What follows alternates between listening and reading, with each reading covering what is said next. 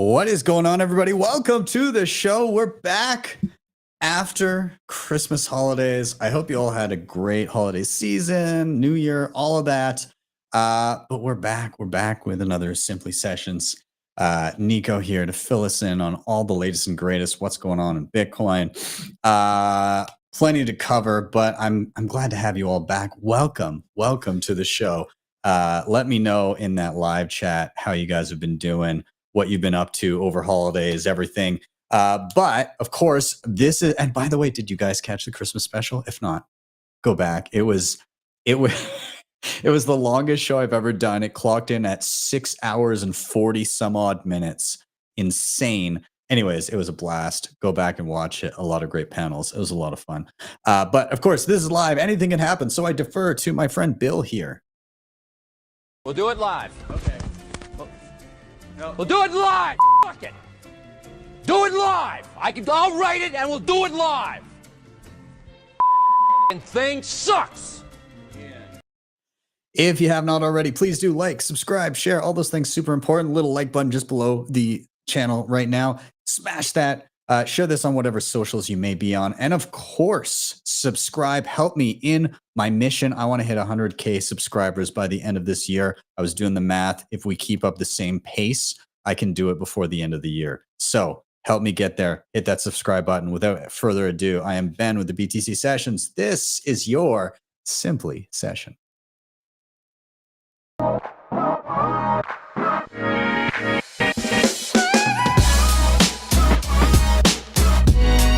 Hodl the Bitcoin.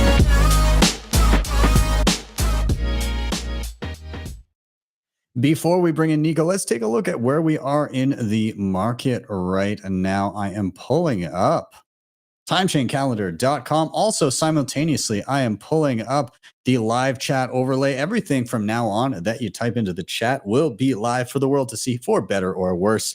So let's dive into it. Timechaincalendar.com. We're sitting at $44,333 per coin. A single US dollar will grab you 2,256 sats. In terms of fees, we are down a fair amount, double digits. You don't get to see that very often these days. We're sitting at 57 sats per byte. Next block, mempool is purging anything south of 23 sats per byte, looks like. And in terms of Bitcoin mined, 19.59 million of them. That's 93.29% of the entire supply. Shout out to sponsors of the show, hodlhodl.com. If you're stacking sats and you have some priorities in mind, like peer-to-peer trading, instant self-custody, no KYC, this is the place to be. You can sign up with just an email address. Once you're there, you choose a currency payment method and an amount, and you can start browsing offers immediately. Also this year, they're adding both Lightning Network and Liquid Network, so you can make your choice of how best to transact. We've also got peer-to-peer trading, or lending rather, with no rehypothecation. Check them out. Links are below. Now, of course, when you stack some sats, you're going to want to secure them with some of the best hardware on the market. I love Coldcard. I love what they're doing. The Mark IV is my go-to for now. But of course, I pre-ordered the hell out of the upcoming Q, which looks amazing. I also have all their other goodies, tab signers, sats cards, block clocks, you name it. So if you want to reserve the Coldcard Q or pick up anything else that I mentioned, head to coinkite.com, use code BTC Sessions for, I believe, 8 or 9% off. I never know these things. Anyways, you get a discount at checkout with code BTC Sessions at coinkite.com. Seedor.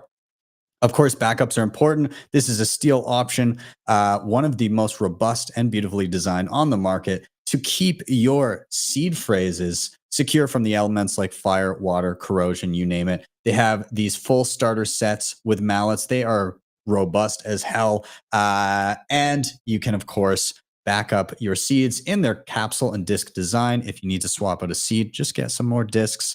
Very cheap to replace. Anyways, check them out. Links are down below depending on where you are shipping to. Last couple here, Nunchuck has you covered with your assisted multi-sig needs. Very easy to set up on your mobile device with things like the tap signer, Coldcard, and plenty of other hardware options. Once you're set up, you hold 3 keys, Nunchuck holds 1, and you have full baked-in inheritance planning so that your sats get to your next of kin if anything should happen to you.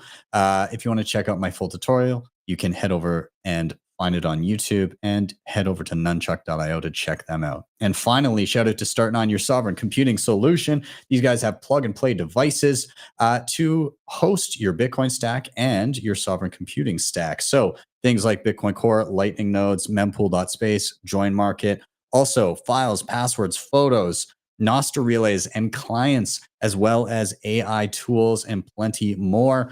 They have everything running from the server Lite, which is your entry level, all the way up to what I'm running, which is the server Pure or Pro. And that thing is an absolute beast. So check them out, start9.com. And with that, enough of my rambling. Let's get Nico in here so we can start chatting news. Dude, it is good to see you. How was your holiday, man? Bro, it was terrible because our tips got desynced, and you know, we had so much to catch up on and talk about, and I missed you, bro.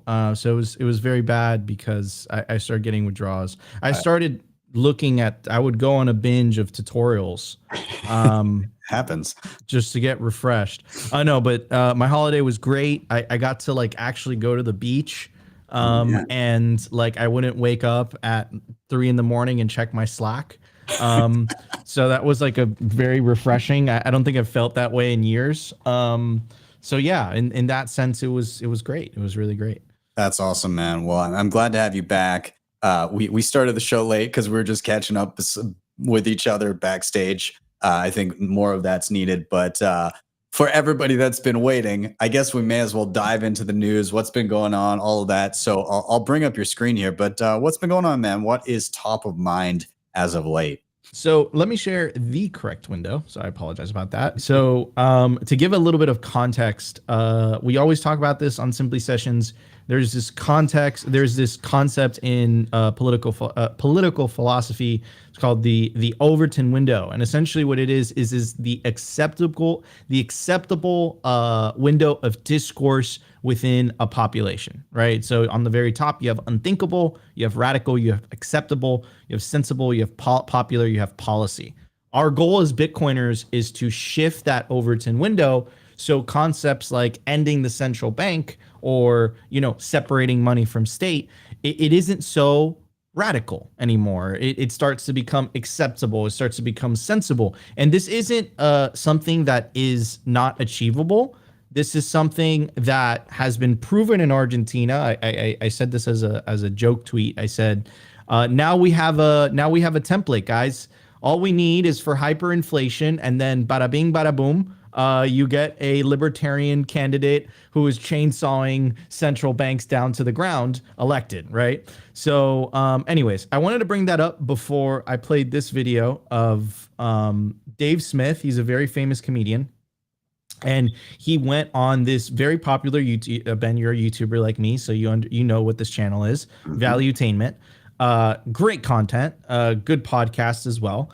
And Dave Smith went on Valuetainment, and he said the quiet part out loud. He said something that we all know in our hearts as Bitcoiners, but unlike the political parties, right, whether it's the liberals or the conservatives, we actually have a solution, and that solution has nothing to do with voting. Maybe it is something to do with voting, but not voting as how people conceptualize voting, but voting by taking self-custody of your money. That's how you can actually change the system. So anyways, I'll let you guys, let's play the clip and we'll talk about it. What we need today in the United States more than anything is the separation of money and the state, the separation of banking and the state. This is the cause of so many of our problems right now, is that the currency is controlled by the government. This allows us to spend way beyond our means to pull things off that we could never pull off if the government wasn't just printing money out of thin air. The entire idea that we're going to go around and occupy foreign countries for 20 years in the Middle East with nothing to show for it. Try doing that if you had to actually tax the people. Try gaining popular support for that if every month people had to pay for the war in Afghanistan. That thing would have been over by Christmas of 2001. And the same thing with the lockdowns. I mean, try maintaining the lockdowns if you couldn't just print up trillions of dollars in 2020. There's no way it could have been done. The Federal Reserve and the money printing is the lifeblood of the Leviathan. That's what we need to attack. And what we need today. So, I mean, damn. like, Okay, fine. He says all these things, but there's no solution. Bitcoiners actually have a solution. That solution is Bitcoin, right? Yeah. So I don't know, bro. What are your thoughts? I mean, he sounds like a Bitcoiner, but he didn't mention Bitcoin. Yeah. Well, I mean, he's previously mentioned Bitcoin, if I'm not mistaken. I've seen him touch on it plenty of times. It seems like he gets, I mean, he gets the problem clearly, and I feel like he's on to the solution, if not hasn't already figured it out. I guess I haven't seen enough of his like online interaction and tweets about on the subject to really know like how in tune with the solution he is. But like, all we need is a lot of people to understand the problem as he described, and you'll have more than the necessary number to make that shift. 100%. 100%. So yeah, I mean, it also falls down to not only us content creators, Ben, but really to everyone listening in the audience. Like, you are the frontline soldiers in this information narrative trench warfare. Like, it really falls down to you to educate the masses, to not allow people to get distracted by the left and the right dichotomy and the liberals and the conservatives, and it's because it's just a horse and pony show. It really is. And just to really wake people up to like, look, your economic woes are not caused by the liberals or the conservatives. It is literally caused because of broken money. And I think that if we do this, if we wake enough people up, I think that liberals, conservatives, communists, the people on the other side, whatever, they're all going to put their differences aside. I really believe that. Maybe it's fucking naive of me to believe that, but I really believe that a lot of the differences are caused because of the unintended consequences of broken money.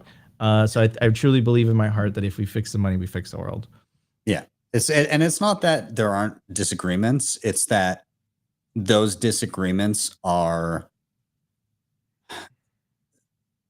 when in the act of trying to resolve them, there are much less dire consequences, and they can go much, not nearly as far as they go today, where it's just perpetual war, and you can just these cataclysms go on forever, and people further divide.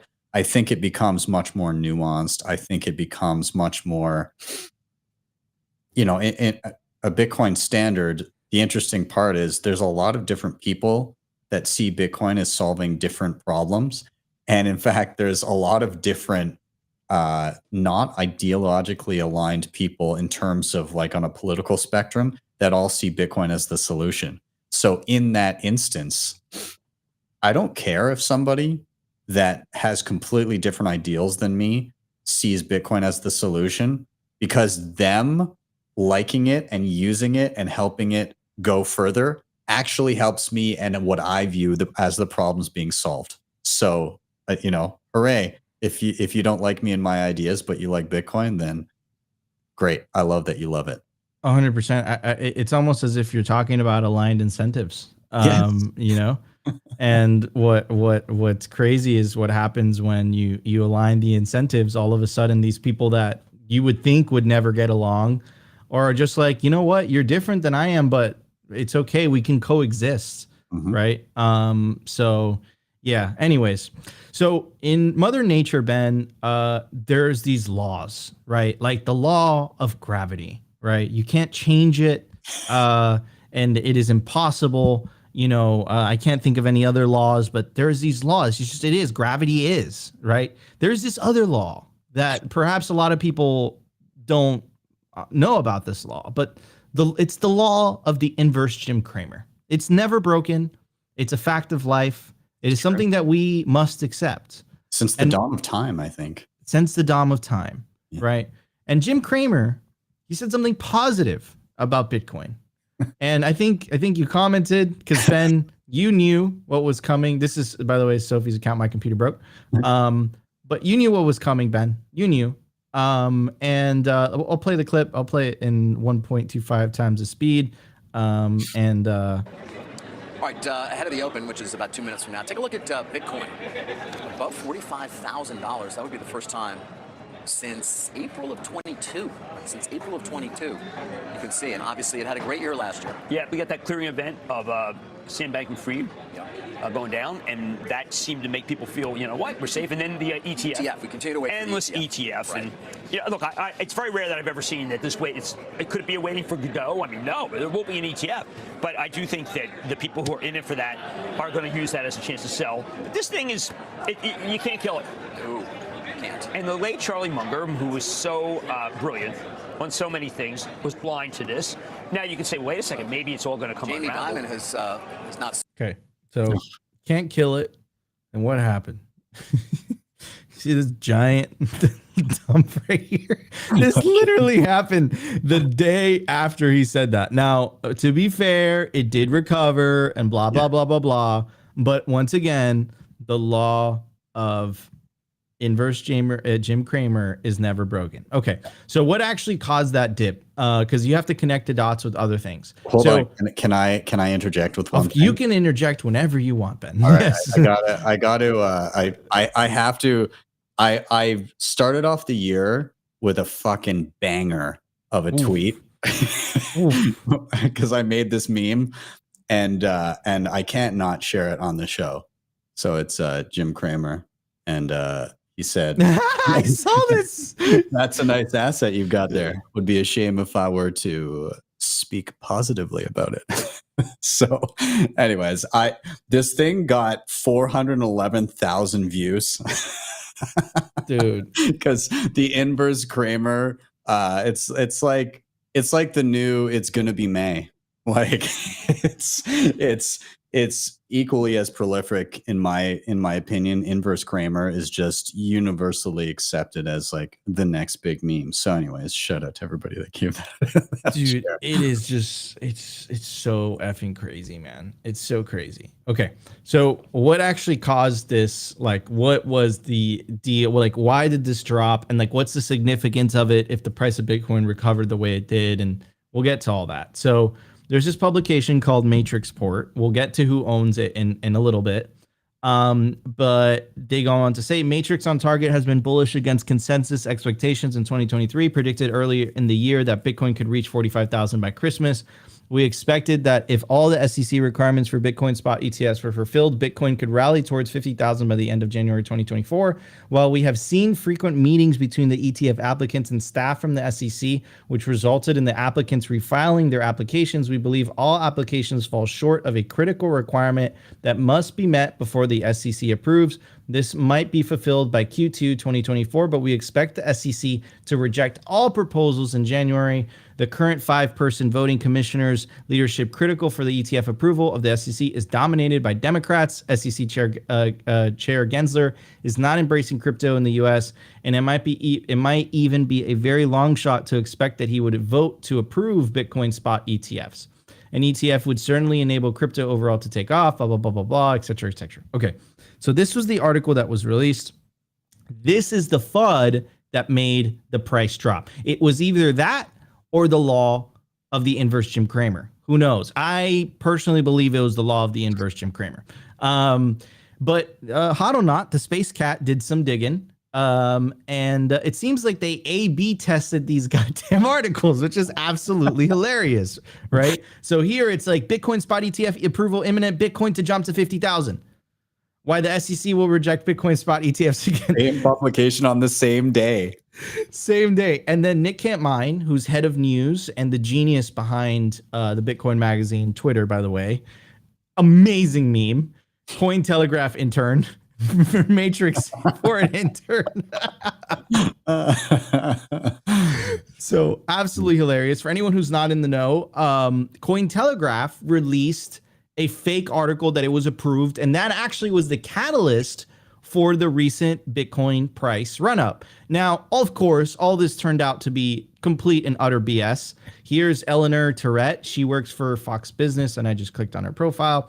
And she said the SEC is holding meetings today with the exchanges, NASDAQ, CBOE, New York Stock Exchange, to finalize comments on the 19B4Fs submitted by the Bitcoin spot ETF issuers. Nick, again, once again, is trolling. Matrix port intern in disbelief. Absolutely hilarious. And here's Joe Colasari. Yeah, he contributes. He's a lawyer and he contributes a lot to legal input on Bitcoin Twitter.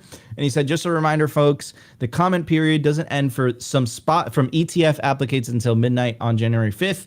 Although the ETF applicants may know earlier, very unlikely the public knows anything before next week. And then we have a TechCrunch reporter, shout out Swan Media. And she said, quote, heard from sources extremely close to the matter that the Bitcoin spot ETF is going to be approved by the SEC for multiple firms' applications, expecting something tomorrow. So after everything that we just went through, I could tell you this. No one has any idea what the fuck is going on. 100%. But the market is really excited, and just depending on a FUD article or a bullish article, it literally moves the price like 10-15%. And that just tells me for a fact that no one has any idea what's going on, and this is all speculation. But this doesn't affect you if you just stay humble, stack, and stay solvent. Ben? Yeah. I mean, that's exactly it. Like, it's fun to talk about everything that's going on, because it's like, it is kind of like it for individuals that are just stacking sats, staying humble, putting your DCA away over time. Like, this does not materially affect your behaviors. I would hope it does not affect your behaviors, because you've got a longer time horizon than shit that's going to happen next week and trying to speculate on it. But it is super fun to kind of look at it, because in the grand scheme of things, it is kind of like a seminal moment in Bitcoin that the suits are like, oh shit, this has value, we better pile in. So at the end of the day, though, like, don't buy the ETF, don't stack sats, stay humble, do what you were doing. And nobody has a real clue as to what's going to happen, because the number of times that people have said, like, this is for sure happening on this day, or this is never going to happen, or whatever. I mean, we just went through 4 different examples of people, 2 of them from the same source, telling you what's going to happen in either direction.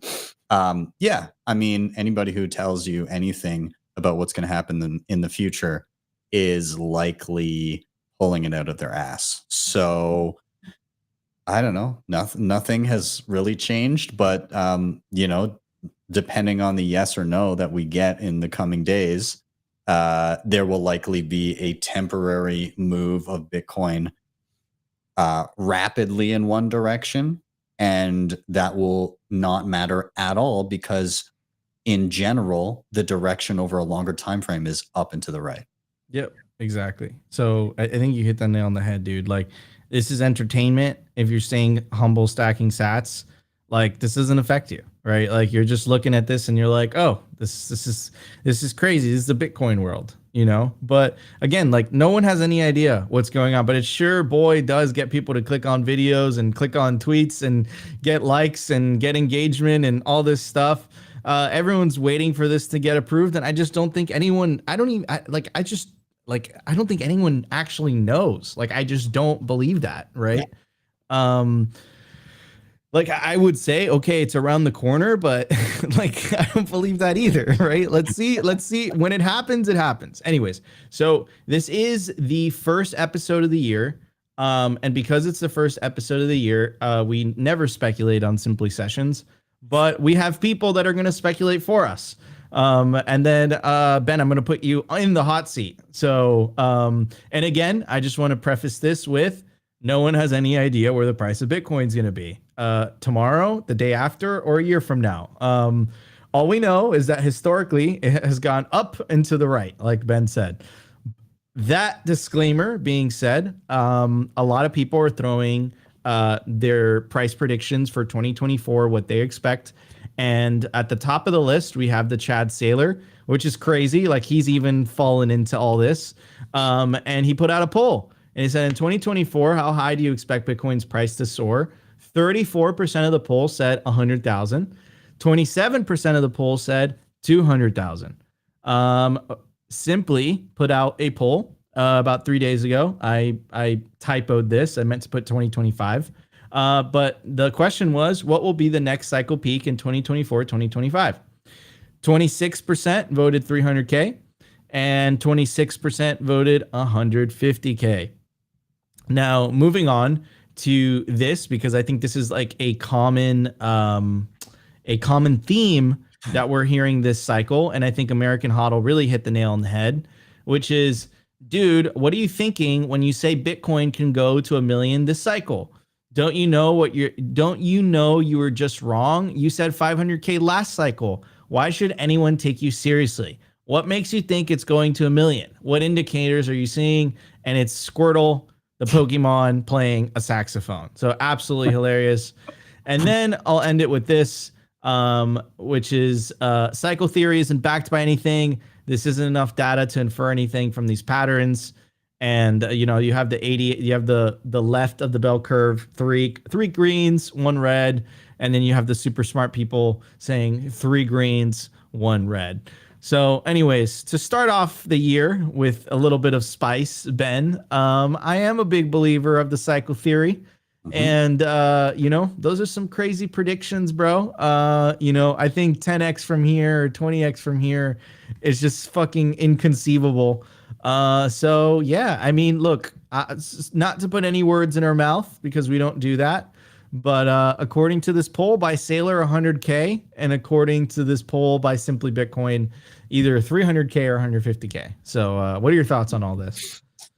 I honestly, so now after years of being around Bitcoin, I like the idea of under promise and over deliver. So I like the idea of expecting less and being pleasantly surprised with more. And so I do think that there's a number of things that are culminating that we haven't had culminating before. Number one, having. Number two, ETF probably, like, even if it's not now, it's going to be at some point this year. Number three, the fact that we're coming out of fiscal tightening into rate cuts and easing, and probably more money printer go burr. There's all these things that are kind of happening simultaneously. So like the person that's trying to be conservative in my head is like, brace yourself for a disappointing upside and diminishing returns. But the bulltard in me is like LFG, multiple hundreds of K, all that kind of stuff. So I don't really know what to expect. And honestly, like, whatever I see more sentiment of, I'm inclined to believe the opposite. The opposite, right? And what are we seeing the sentiment of this cycle, Ben? It's bearish. It's bearish AF. Yeah. And keep it that way. Great. If people, like, in my opinion, people saying like 100K, 150K top that's basically like diminishing returns kind of cycle theory, right? Yeah. Like 2017 was insane. We went from $1,000 to 20 in a calendar year. 2021 was really not. I mean, we went from 20 to 68, 69, right? It was the China ban. It was the China ban. They just ended the party. And the diminished actual the removal of demand by FTX as well. Yep, exactly. It was like money was flooding in that was meant to buy Bitcoin, and they were just and like, it wasn't real Bitcoin. Check mark. Here's your ledger entry. So I don't know if this is Knut Svanholm in the chat, but he did go by. Yeah. He did say something, and when Knut speaks, what are these predictions for ants? I'm sorry, I can't do the accent, but that is absolutely effing hilarious. Where is it? I'm trying to find it now. Shit. Oh, there we go. There you go. There we go. Hey, Knut. It's good to see you, man. Hey, Knut. So we now know where Knut stands. Okay. All right. So we won't do that for the rest of the year. We like to stick to the news and not the price prediction. Like the rest of a lot of content creators focus on that. Okay. Anyways, so this is another big deal. So just to kind of give everyone a bit of context, because without context, I think this is just a big nothing burger. We have the attack on self-custody. That's what's happening in the United States. That's what's happening in Europe. You're hearing these terms like unhosted wallet. I've never seen that word in the Bitcoin white paper. So it's made up. It's made by politicians that are really, really scared of individuals taking self-custody. Because if you take self-custody, the state can't just confiscate your wealth either via currency debasement or straight up confiscation easily. It makes it actually pretty difficult for them. So in the United States, Elizabeth Warren has gotten 20 senators to co-sign her bill that would effectively kill Bitcoin in the United States. It would kill your right to self-custody. It would make it illegal for you to write down 12 words, as crazy as it sounds. It would force miners to KYC the transactions, which is impossible. Elizabeth Warren knows that. So it would be a de facto ban on mining. And she has 20 senators. There's 100 senators in the U.S. Senate. She's gotten 20% of senators to sign on, and she's gotten both Democrats and Republicans. So I just want to preface it with that. But here's the thing about the U.S. The states have sovereignty. So just because something becomes law on a federal level, on a state level, that's not necessarily the case. A great example of this is the marijuana industry. So marijuana remains illegal on a federal level, but on a state level, it's actually legal in certain states like California, like Colorado. And those states have giant industries. There's very, very big marijuana companies, and they exist even though something is illegal on a federal level. So how do you protect the right to self-custody? What do? You put the right to self-custody into law. So I know Wyoming has passed this, and I know that Dennis Porter with the Satoshi Action Fund, he's been pushing this really, really hard on multiple states. So this is Missouri State Representative Phil, I'm not even going to pronounce that last name, Crystal Fanelli, introduced a groundbreaking bill as the Digital Bill of Rights. The legislation ensures individuals have the right to self-custody Bitcoin and eliminates state capital gains tax for Bitcoin transactions under $200. Now, here's the thing, guys.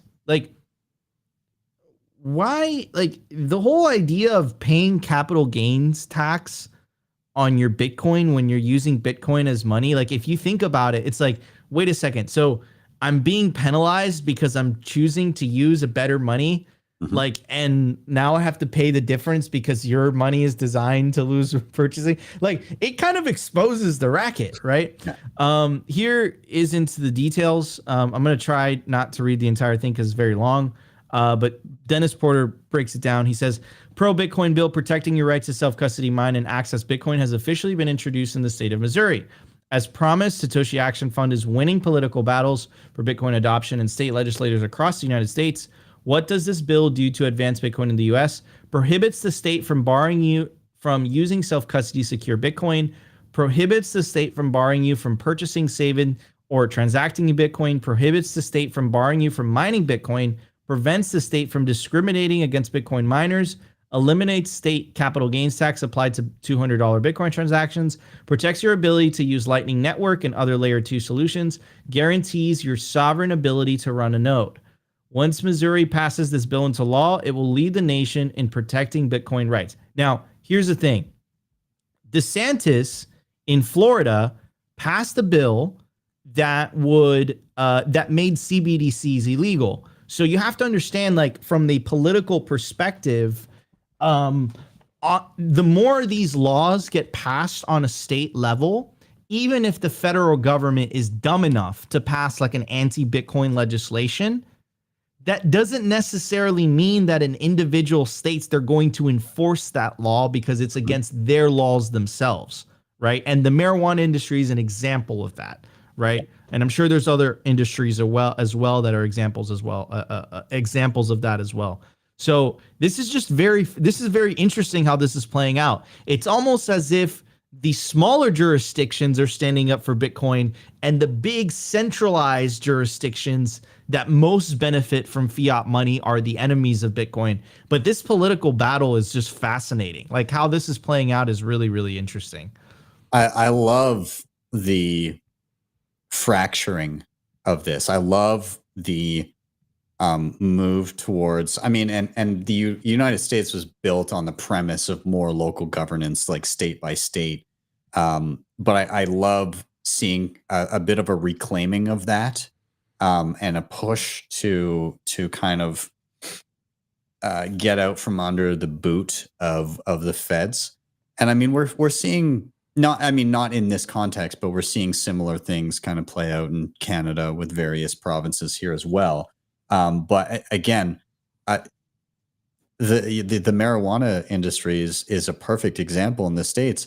Even such that, I mean, Jack Mallers, his impetus for creating Zap and then subsequently Strike was to solve the problem of his parents running a dispensary in Colorado, but not being able to have banking, having to deal with cash all the time, and the excessive cost of having to secure it because they could have no bank account for the business.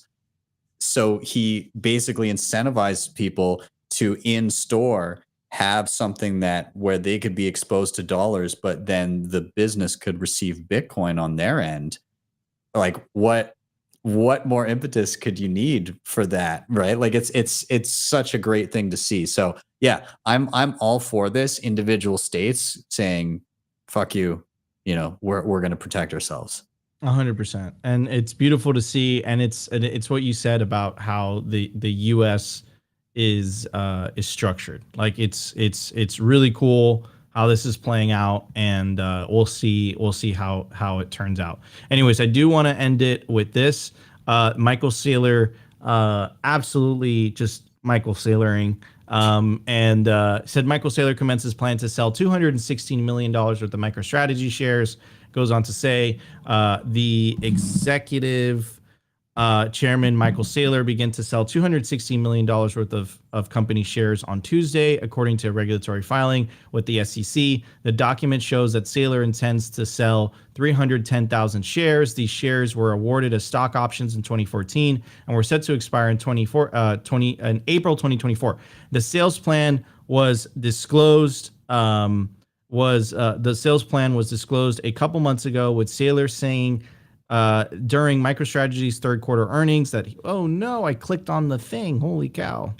A lot of thing. Anyways, that he plans to sell 5,000 shares per trading day, commencing on January 2nd and continuing over 4 months, subject to a minimum price condition, et cetera, et cetera. Now, but here's the video, okay? And you have to understand something about the video.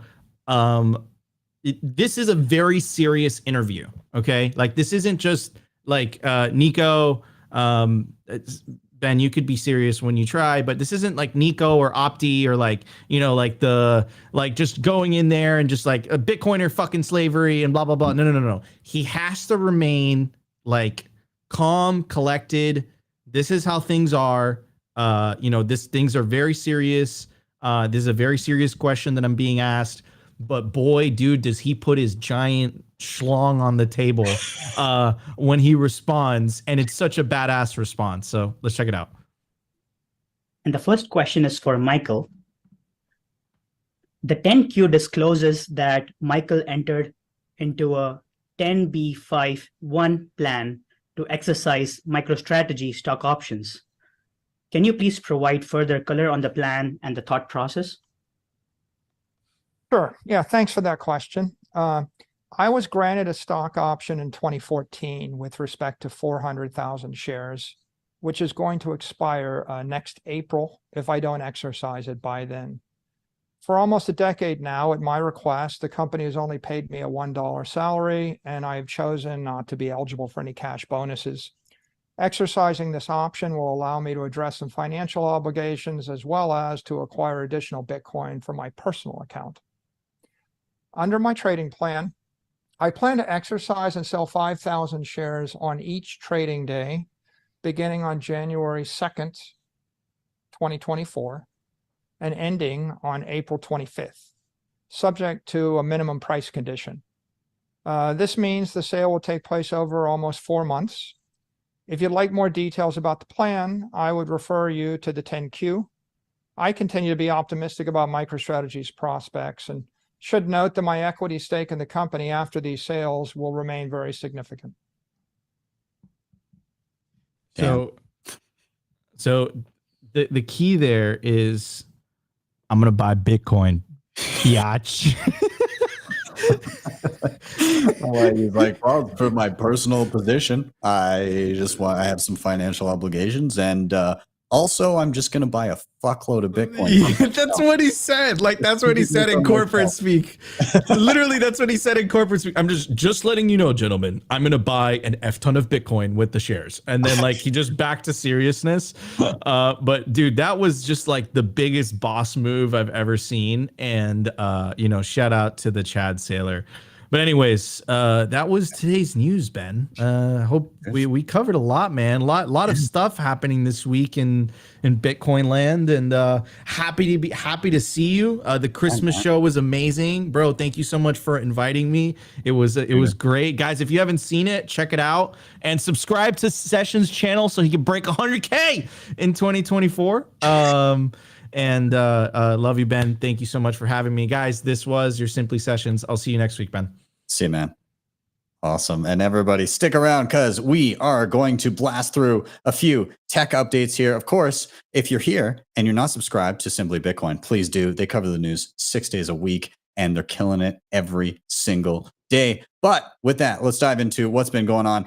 I wanted to highlight this. It's actually from Jameson Lopp. He created a tool, but I'll give context with a quote here from Jameson Lopp. Since Bitcoin transaction fees are based not on the value being transacted, but upon data size of the transaction, it can become very important to ensure that your wallet balance has not been composed of many low value UTXOs. Given the recent rise in transaction fees, an economically unspendable UTXO is a UTXO that costs more to spend than it is worth. To this end, I'm releasing a new tool for calculating the cost of spending a given UTXO, which is really cool. So this tool here, basically you choose what is the script type that you're using. So things like Taproot or legacy addresses, whatever. You select it.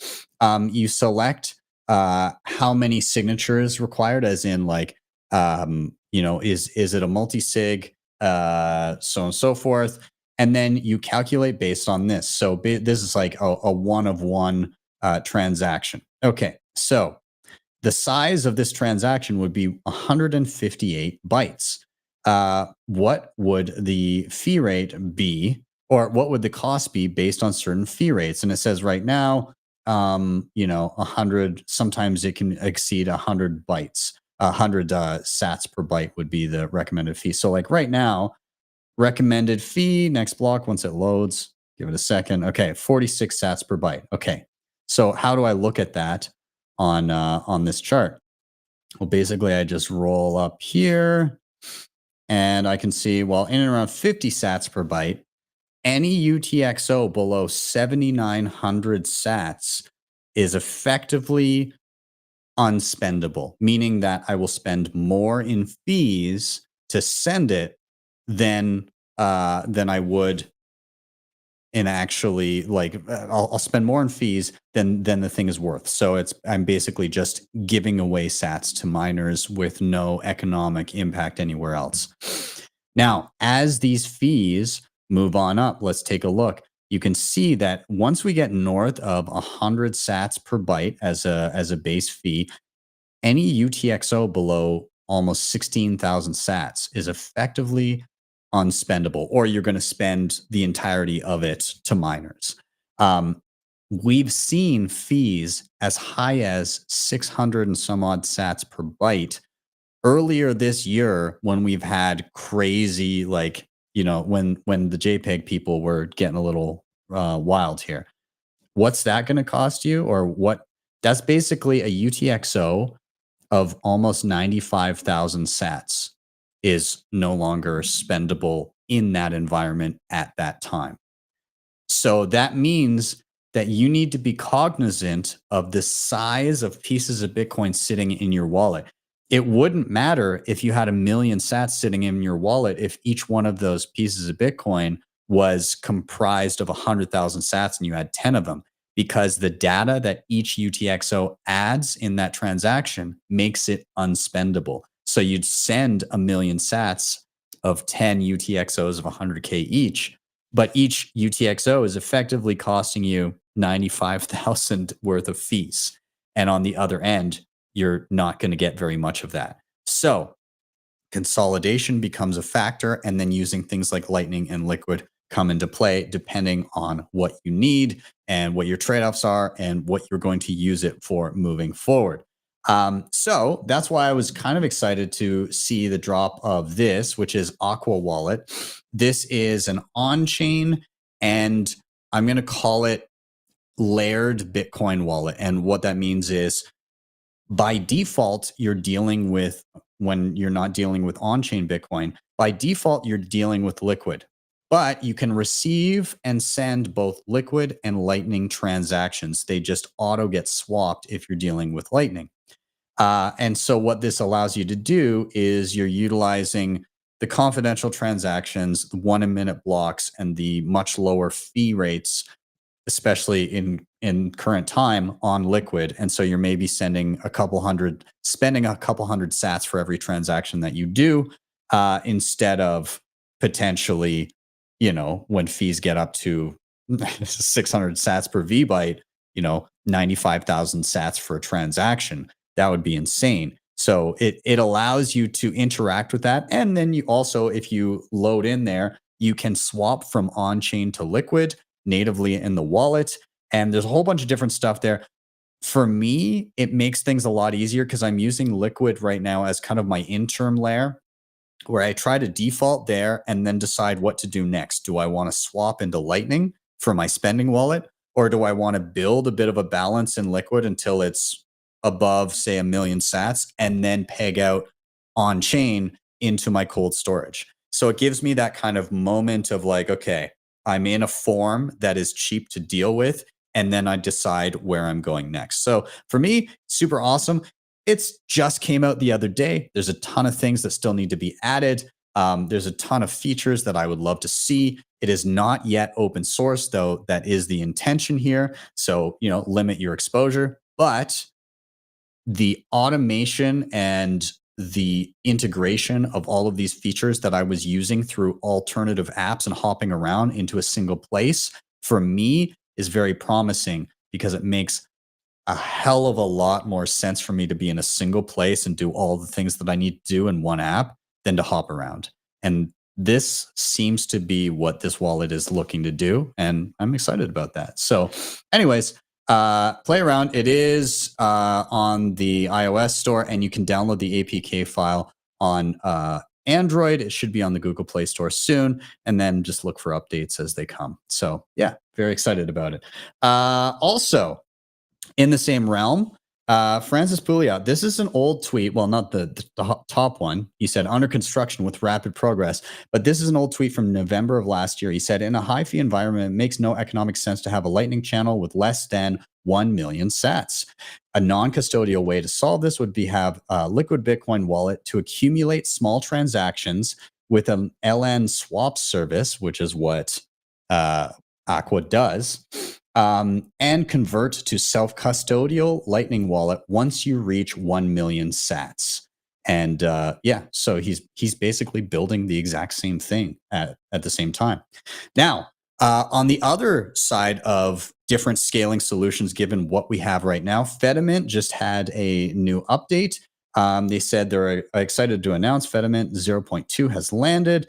Huge milestone for Fedimint, is now mostly feature complete. Federated eCash system development will be focused on backwards compatible improvements and bug fixes from now on. So that's super awesome. And coinciding with this, you had Mutiny Wallet say that they've now updated Fedimint and multi-LSP initial support. So Mutiny is open source, non-custodial. Of course, the Fediment part of Mutiny is like a federated model, so people can onboard to Lightning without needing initial liquidity for small amounts until, again, you can then hopefully offboard onto your own dedicated Lightning channel with enough liquidity with a large enough size. So anyways, ending the year off strong. Over the last few months, we've been preparing our wallet for Fediment integrations. Today marks the first release of Fediment support, ready for alpha testing. The way we've gone about integration is so seamless and smooth over the edges. It is to seamlessly smooth over the edges that exist in self-custodial Lightning. Our hybrid approach will use a configured federation when needed. Otherwise, it uses self-custodial Lightning if it exists for the user. This helps things like channel reserves, channel minimums, high chain fees to get started, etc. So basically, they're attacking the issue of onboarding initially to Lightning and having to rely on just like a singular custodian like Wallet of Satoshi. Well, now you can mitigate that rug pull risk by at least taking that single custodian risk and pushing it out to multiple custodians all in a multi-sig Fediment setup so that it would require multiple entities to rug pull you simultaneously and collude rather than just Wallet of Satoshi one day being like, yoink, arse. So, it's not perfect, but it's miles better than having a single point of failure. You now require collusion amongst multiple entities to be rugged. And if you're minimally exposed and just building a balance until doing self-custody, I mean, to me, that's an acceptable trade-off until something better comes along. And I hope even better solutions do come along. But for right now, this is a meaningful improvement versus what most people were using on Lightning, which is Wallet of Satoshi. Okay, moving on. This is cool. Whirlpool unspent capacity surpasses 10,000 Bitcoin. This is the total amount sloshing around in Whirlpool using CoinJoin to help give yourself privacy on Bitcoin. So that is super awesome. From there, another privacy update. Mercury Layer is now code complete and available for testing. What is Mercury Layer? It is a new implementation of fully blinded state chains. And they have set up a public test server and invite anybody to try it out. State chains, I've done a video on this previously. They used to have something called Mercury Wallet. Basically, the way you can think about it is creating like a digital open dime. So like maybe, you know, those little USB sticks from CoinKite where you can load up a specific amount. Nobody has the private key and you can physically hand somebody Bitcoin without being able to scrape it back later. Imagine a digital version of that and then being able to swap your digital open dimes between another person without any indication that it has happened on chain, effectively breaking the link between you and that Bitcoin, obtaining privacy on that Bitcoin because nobody knows who owns it or that any transaction has even taken place. And that's what this does. But now it does it in a censorship resistant way. So I'm very excited to see that. I'm going to have to play around a little with it, which I have not done as of yet. Okay, moving on. Try and blast through these. Oh, yeah, I already did that. Also, if you missed it, just prior to the Christmas show, myself and Nat, we did an air-gapped tutorial of the cold card. So I've done that before on my channel, but we did a joint tutorial together. We chatted all about how to air gap your cold cards. So if you're a fan of the first joint tutorial with Nat, where we did the plugged in, directly connected version, go check out this one because I was very happy to do it. And it was a lot of fun. And I think from the feedback I've gotten, a lot of people found it very helpful. Rounding out here, I'm going to take this. I just wanted to give a shout out to Consensus Network and their bookshop because I just received my copy of 21 Futures, which is very exciting. It's basically a bunch of fiction stories of potential futures in and around a Bitcoin standard. And I love the idea. I think we need more fiction stories in Bitcoin because it's such a unique idea to be living in, let alone speculating of where it could take us in the future. So I'll let you know how it is. Excited for the read.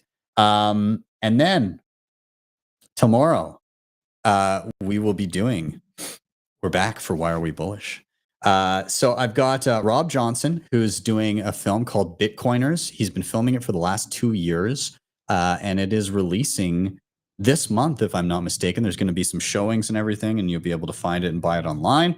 I'm also having Samson Mao. I reached out because, again, Aqua, people have questions. So he was able to jump on along with Andrew Howard, who is also with Jan 3. And we're all just going to be getting bullish together in the new year. So very excited for that. So yeah, come and check it out. This is tomorrow at 6 p.m. Eastern time. First, Why Are We Bullish of 2024. And hey, maybe we'll have some news by then. Maybe we'll have another interesting tidbit to chat about. And then besides that, I wanted to say I retooled my website. I've updated it. So I've kind of done a whole new slew of things here, updated events, put in various tools that I use, set up a whole new learning track that basically takes you through, hey, like best Bitcoin books to read, getting Bitcoin, all the different options that you may have, suggested first wallets, hardware wallets, multi-sig, running a node, additional skills like lowering your fees and adding privacy. So you can check through all of that and everything else that I've added on the website.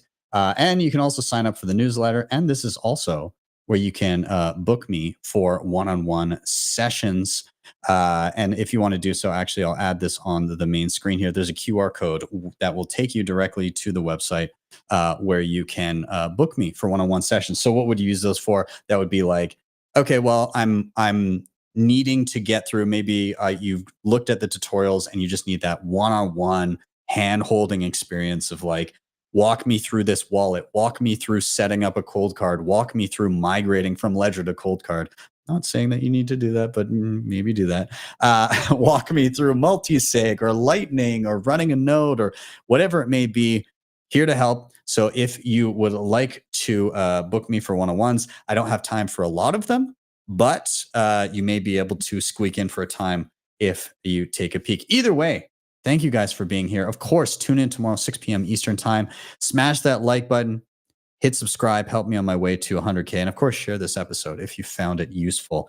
Anyways, guys, that is it for me. I am out. Have yourselves a wonderful day or evening, wherever you may be. See you guys next time for your Simply session.